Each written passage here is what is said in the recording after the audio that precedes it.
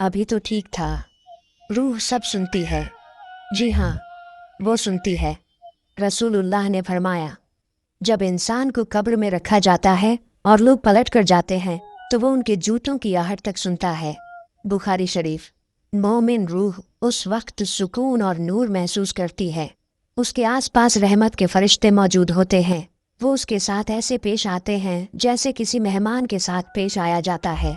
वो कहते हैं, खुश हो जाए पाक रूह, तेरे लिए जन्नत की खुशबू और रहमतें तय हो चुकी हैं। वो रूह को रेहाने जन्नत की खुशबूदार रेशमी कपड़े में लपेटते हैं और लेकर आसमान की तरफ बढ़ते हैं। हर आसमान पर फरिश्ते पूछते हैं, ये कौन सी पाक रूह है? फरिश्ते जवाब देते हैं, ये फलां बिन फलां है जो अल्लाह की रहमत में था। और फिर हर दरवाज़ा खुलता चला जाता है, यहाँ तक कि 7वां आसमान पार कर लिया जाता है। फिर अल्लाह ताला फरमाता है, मेरे इस नेक बंदे की रूह को इल्लियाइन में लिख दो और इसे वापस उसकी कब्र में लौटा दो, क्योंकि मैं इसे वहीं से उठाऊंगा। हदीस अबू दाऊद। मगर अगर रूह गुनहगार की है तो उसका सफ़र बेहद सख्त होता है। जब वो निकलती है तो फरिश्ते कहते हैं, ऐ नापाक रूह, बुरी खबर तेरे लिए। वो रूह बदबूदार कपड़े में लपेटी जाती है, आसमान की तरफ उठाई जाती है, मगर पहला ही दरवाज़ा बंद कर दिया जाता है।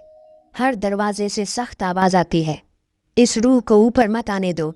फिर अल्लाह ताला फरमाता है, मेरे इस गुनहगार बंदे की रूह को सिज्जीन में लिख दो और इसे वापस उसकी कब्र में लौटा दो। फरिश्ते रूह को नीचे गिरा देते हैं। वो गिरती है और अपने जिस्म में वापस डाल दी जाती है ताकि मुनकर नकीर के सवाल शुरू हों। उस वक़्त मोमिन की रूह कब्र में एक रोशन बाग महसूस करती है और गुनहगार की रूह तंग अंधेरी गहराई, जहाँ हर तरफ खौफ और तन्हाई होती है। वो देखती है कि उसके अपने अब उसके जिस्म को छूने से डर रहे हैं। कोई कहता है, गुस्ल का इंतज़ाम करो। कोई आंसू पोंछ रहा है, कोई फ़ोन पर किसी को खबर दे रहा है। रूह ये सब सुन रही होती है। उसका दिल भर आता है। कभी मुस्कुराती है कि अब सफ़र शुरू हुआ, कभी रोती है कि ये लोग जो मुझे इतना चाहते थे अब मुझे मिट्टी के हवाले करने जा रहे हैं।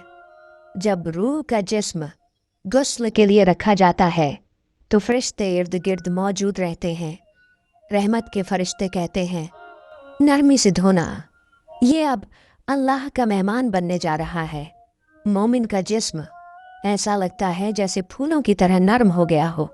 हर बूंद हर लम्हा इबादत में बदल जाता है। वो रूह ऊपर से देख रही होती है, उसके गस्ल की हर बूंद उसे सुकून दे रही होती है। लेकिन अगर वो गुनहगार था तो रूह बेचैन होती है। वो चाहता है कि कोई उसके लिए दुआ करे कि ऐ अल्लाह, इसे माफ़ कर दे। गस्ल के बाद जब उसे सफ़ेद कपड़ों में लपेटा जाता है तो ये कपड़े दरअसल उसका पहला लिबास आखिरत होते हैं। मोमिन के लिए ये कपड़ा रेहाने जन्नत की खुशबू से महकता है। रूह कहती है, ऐ मेरे रब, कितना प्यारा लिबास दिया तूने।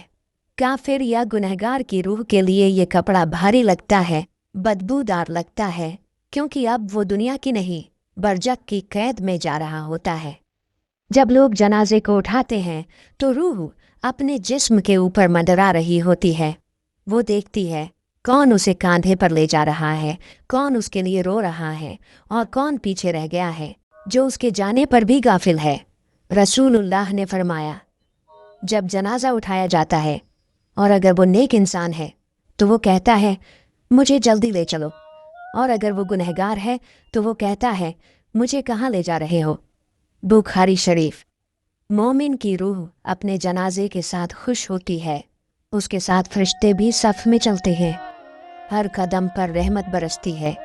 लोग उसकी मगरिब की नमाज पढ़ते हैं, दुआ करते हैं, ऐ अल्लाह, इसे अपनी रहमत में जगह दे।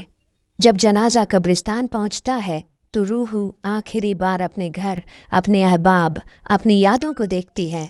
वो कहती है, अलविदा है दुनिया, तूने मुझे कुछ नहीं दिया सिवाय फरेब और इम्तिहान के। फिर फरिश्ते कहते हैं, अब चल ऐ रूह, तेरे असली मकाम की तरफ।